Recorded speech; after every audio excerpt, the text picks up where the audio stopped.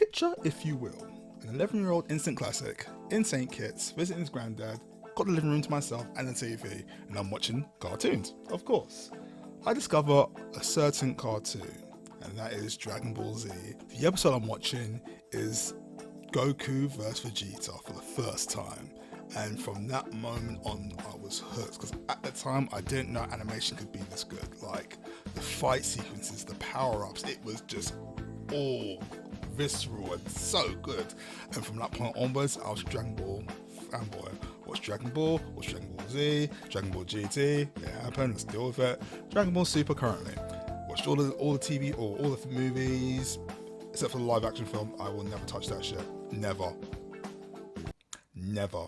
But with everything that happened in that show, be it in Dragon Ball, be it in Z, be it in GT, be it in Super, Goku was my go-to character. We all have our favourite characters, Goku being mine. I just love that guy regardless of the situation. But Vegeta is probably the best character in the show. Let's talk about it. So if Goku's my favourite, how can I say that Vegeta is the best character in the show? Well, let's look at that. Let's look at it. Vegeta has probably the best, and I mean the best character development in the show. Probably the second person to have better character or close to it is probably Piccolo. But look at how Vegeta started and how he is right now. When you first meet Vegeta, Vegeta is a bad guy. He is evil. He has one purpose in the show at first, and that is to get to the Earth and get the Dragon Balls and become immortal. I mean, one of the second times you see Vegeta, he's destroying a planet that he technically saved, but he destroyed it because he could. There was nothing really. Well, what's the word I'm looking for? There wasn't anything really appealing other than he's kind of a badass, but at that point he was still quite a nasty character. But that all changed after that fight with Goku. That was the start of it. That fight with Goku where Goku let him live. He told Krillin not to stab him, not to kill him. Let him develop, let him become stronger because I want to fight him again. That was the start of it. That's where this process really began. And those were the little hints, the little seeds that were planted for his development to really just go up and away. We hit the Frieza saga, where you get more of what kind of drives Vegeta, and he's always talking about his Saiyan pride. All he has is his Saiyan pride. So when he saw there was a possibility that he could become stronger to beat Frieza, he took the opportunity, but it backfired because he still wasn't strong enough, and he passed on his pride to Goku to try and keep the Saiyan name strong, to keep the Saiyan race going, be that catalyst, be that thing. And again, from the Vegeta you first met, you wouldn't expect that kind of drive, that kind of, like, he broke his pride and begged for help from someone he technically hates, apparently. We get to the Android / Cell saga, where Vegeta actually develops a relationship with Bulma and they have a child together, Trunks. And again, he's still kind of a dick, but I say he's less villainous. I mean, he kills. He will kill, like, but that's not really anything against him, because technically, when it comes to characters in Dragon Ball or villains in Dragon Ball, you should really kill them because they can come back. But anyway, even if you kill them, they can come back. Okay, but either way, he's letting himself go slightly, bit by bit. Again, he let himself go with Bulma, and they developed a relationship, and they eventually get married.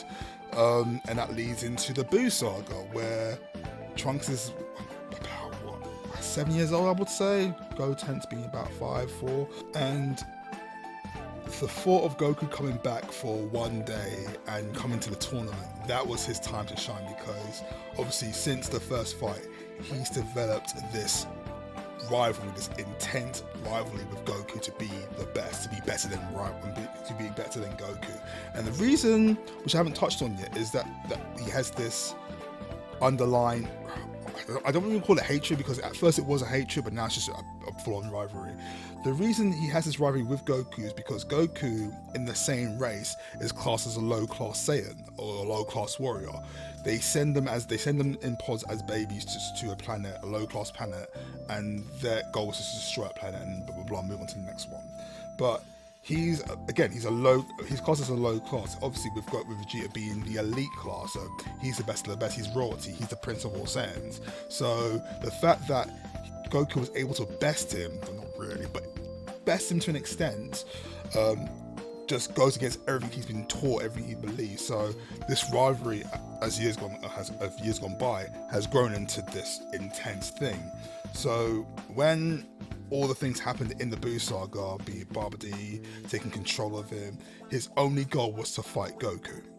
And they had a fight, it was very intense, but then shit started to continue to go to hell, really. At that point, Buu is about, and he's destroying shit. He basically knew that he had to put his rivalry on hold and deal with the consequences of his actions, because his choices to put his rivalry over the Earth has led to Buu coming out, people dying. I mean, Vegeta did actually kill people in the process of this rivalry with Goku, or this fight with Goku, and it all just came crashing down to him emotionally, because obviously he has a family now, he has a wife, he has a kid, and when he went to confront Buu, he realised he couldn't take him on, but there was only one thing he could do, which was the ultimate sacrifice. We all know this scene. You probably will see the scene right here. And even before he took the steps to make this huge sacrifice, he was able to talk to his son and have a heart-to-heart and say, "I've never hugged you," and hugged him for the first time in his life, and took the ultimate sacrifice and killed himself in the process, which sadly didn't work. Buu survived. But another key to his development, he put everything aside, his rivalry, his pride. He did everything he sacrificed everything for the things he loves. I'll give a brief mention to his development in Goku in GT. Well, he grew a moustache.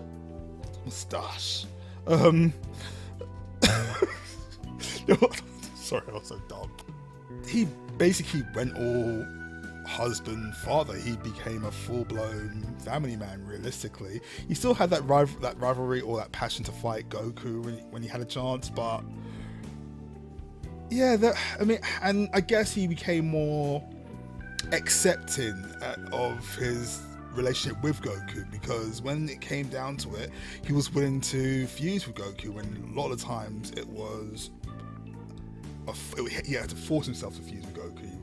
He really didn't want to do it. He didn't want to rely on other people's powers for him to get stronger, but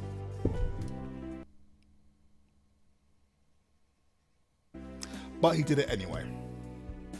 And now we're at the current iteration of Vegeta, which is Dragon Ball Super, and from what he was in Z to what he is now in Super, the best thing to say about Vegeta is that he is a good man. And whether you watch the anime or read the manga, you can see this. It's night and day. I mean, again, when you first see Vegeta, he is a full-on villain. He is evil. He's a bad guy. He wants to kill people. He wants to get his immortality and rule the universe. But this Vegeta is a good man, a good father, and a good husband. I mean, like the first moment I remember from the Battle of the Gods movie, which became before the Super series, was that moment when Bulma got hit by Beerus and he lost his shit. He went, "That's my Bulma!" and I was literally in the verge of like just tears. The emotion was just, I was like, he's done it. He's finally developed. He's finally become a good man. And the fact that he cared about Bulma to lose his crap and become stronger than Goku at that moment just says everything about Vegeta. And in the Super series, and it's actually, well, if you go back to Z, Vegeta made a promise to Trunks during a training session that he would, okay, if you land a hit on me, I will take you out, blah blah blah.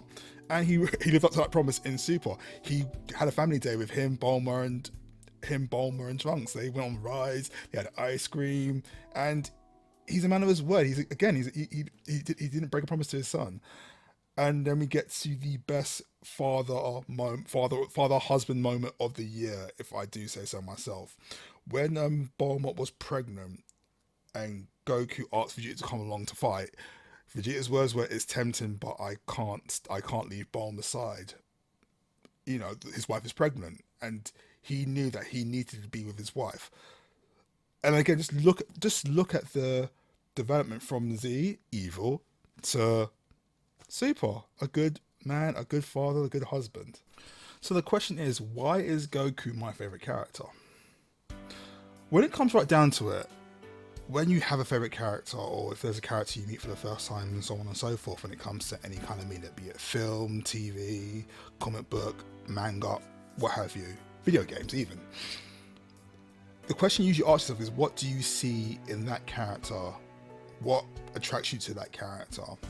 When it comes to Goku, Goku is the ultimate underdog. He's always against the rope. He's always underpowered. He's always in a situation where that guy is stronger than that guy's always going to be stronger than him. And it's all about him breaking through that ceiling to be stronger, to be better, and just to get the win. And who can't relate to that? Like, people always like to gripe on that he's a bad father, barring the Gohan thing when he threw his son to the walls. Yeah, I get it. But then you got to remember that Dragon Ball Z started with him trying to rescue his son who got kidnapped.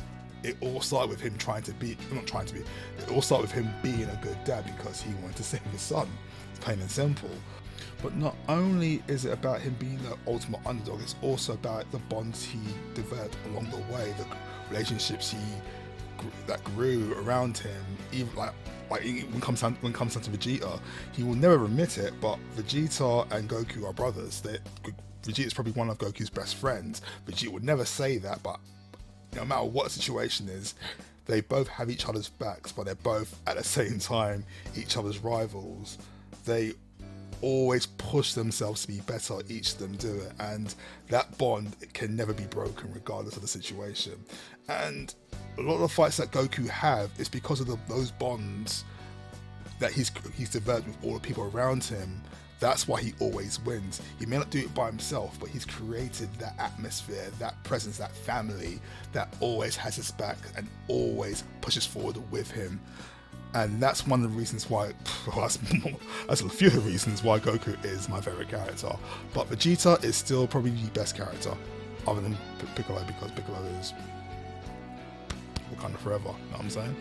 But anyway guys, if you like this video, please let me know in the comments. If you want to hear something more, if you have any questions to add to it, or anything you want to add your spin on it, I'm more than happy to listen to it, and I will always read it in the chat.